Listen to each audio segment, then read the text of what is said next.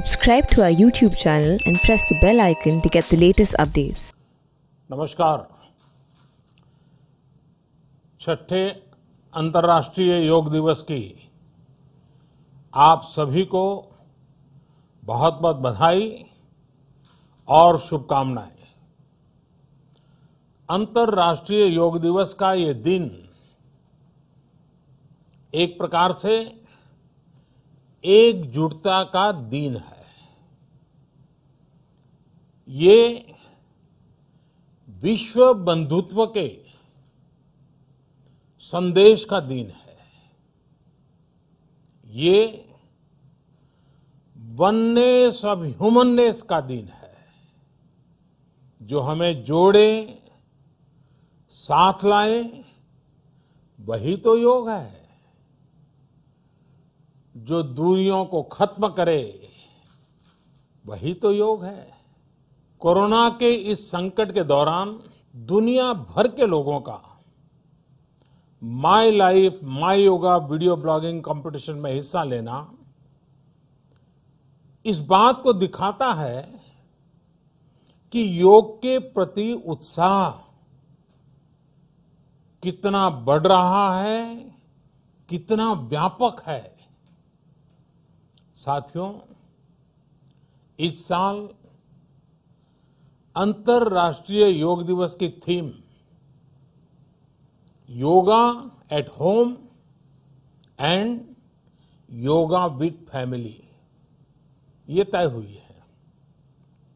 आज हम सब सामूहिक कार्यक्रमों से दूर रहकर घर में ही अपने परिवार के साथ मिलकर योग कर रहे हैं।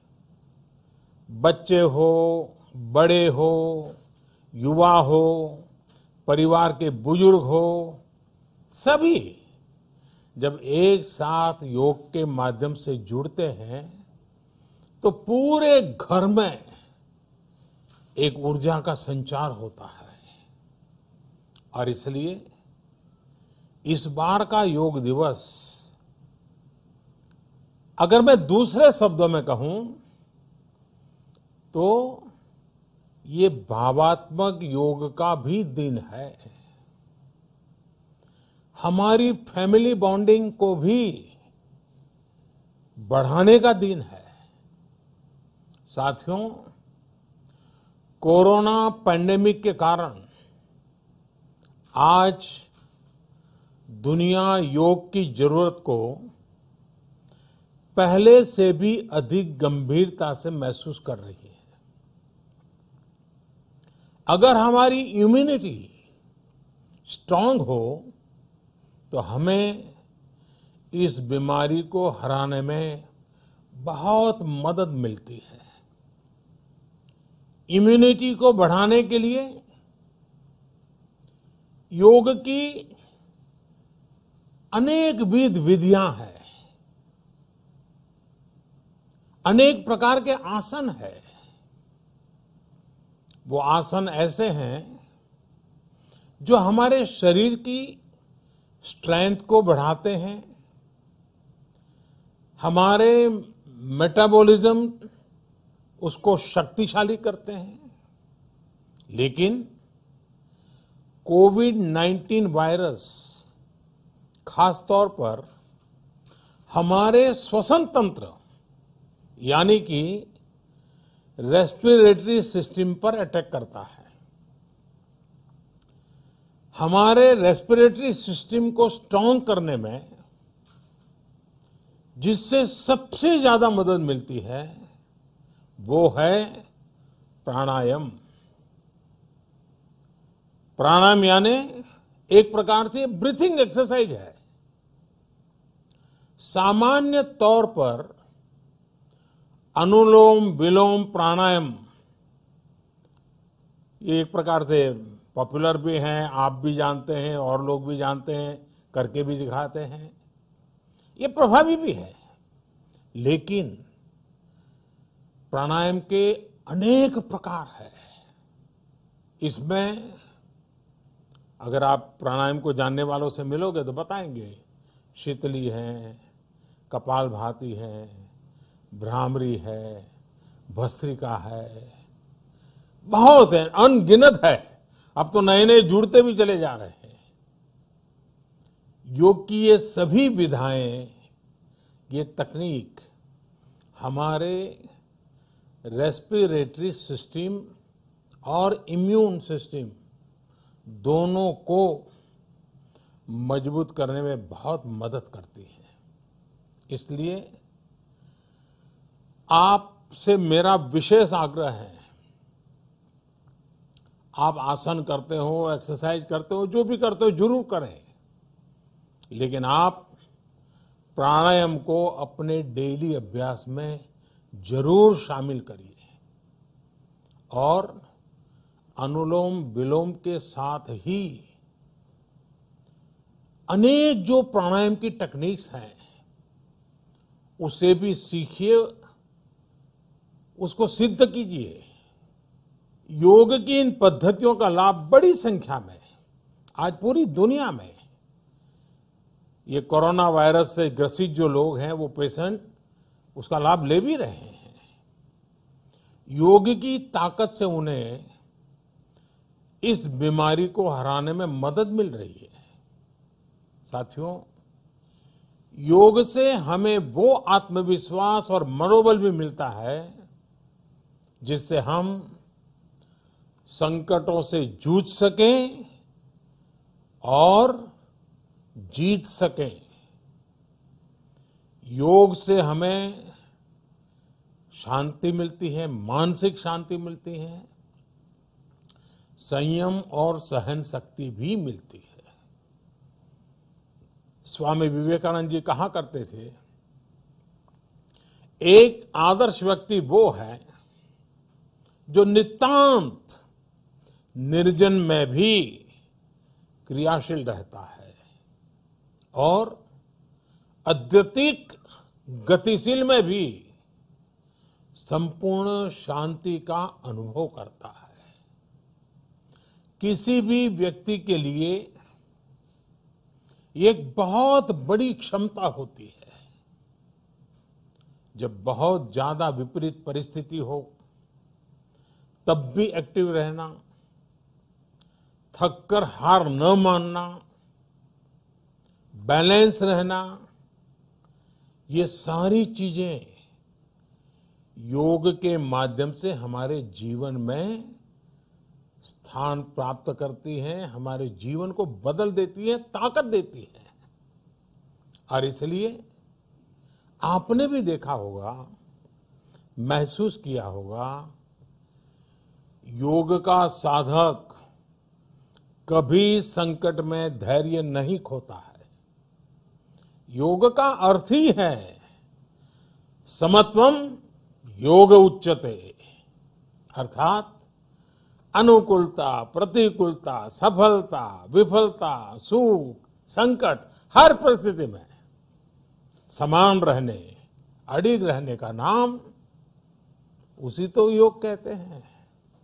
Friends, yoga enhance our quest for a healthier planet.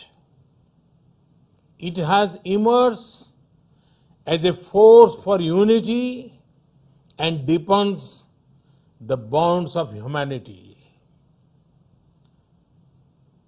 It does not discriminate. It goes beyond race, color, gender, faith, and nations. Anybody can embrace yoga. All you need is some part of your time and empty space. Yoga is giving us not only the physical strength, but also mental balance and emotional stability to confidently negotiate the challenges before us.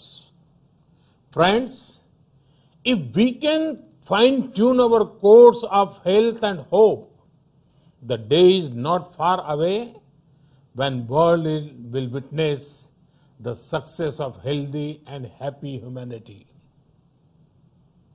Yoga can definitely help us make this happen. साथियों, जब हम योग के माध्यम से समस्याओं के समाधान की बात कर रहे हैं, दुनिया के कल्याण की बात कर रहे हैं, तो मैं योगेश्वर कृष्ण के कर्मयोग का भी आपको पुनः स्मरण करना चाहता हूं। गीता में भगवान कृष्ण ने योग की व्याख्या करते हुए कहा है, योगः कर्मसु कौशलम, अर्थात कर्म की कुशलता ही योग है। Efficiency in action is yoga.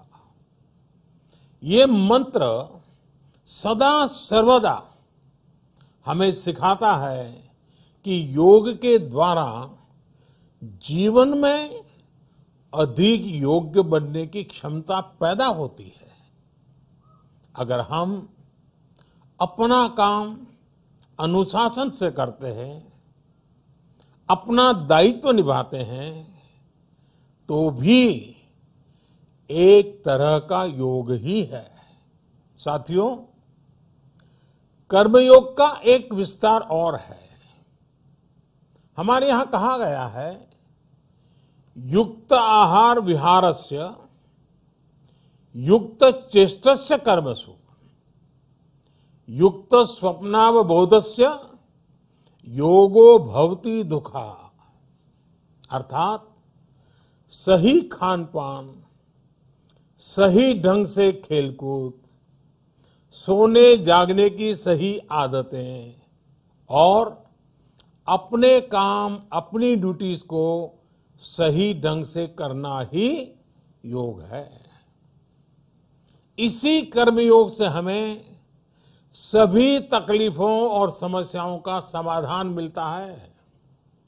इतना ही नहीं, हमारे यहां निष्काम कर्म को बिना किसी स्वार्थ के सभी का उपकार करने की भावना को भी कर्मयोग कहा गया है। कर्मयोग की ये भावना भारत के रग रग में रची बसी है। जब भी जरूरत पड़ी, भारत के इस निस्वार्थ भाव को पूरी दुनिया ने अनुभव किया है।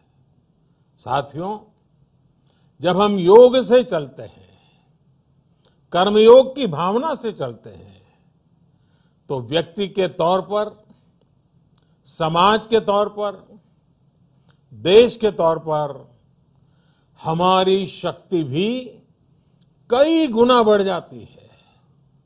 आज हमें इसी भावना से संकल्प लेना है।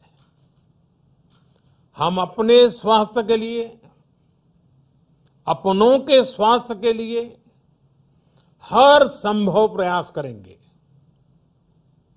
एक सजग नागरिक के रूप में हम परिवार और समाज के रूप में एकजुट होकर आगे बढ़ेंगे। हम प्रयास करेंगे कि yoga at home and yoga with family को अपने जीवन का हिस्सा बनाएं। ये सिर्फ एक दिन के लिए नहीं होना चाहिए। और अगर हम ये करेंगे तो हम जरूर सफल होंगे, हम जरूर विजयी होंगे। इसी विश्वास के साथ आप सभी को फिर से अंतर्राष्ट्रीय योग दिवस की अनेक अनेक शुभकामनाएं।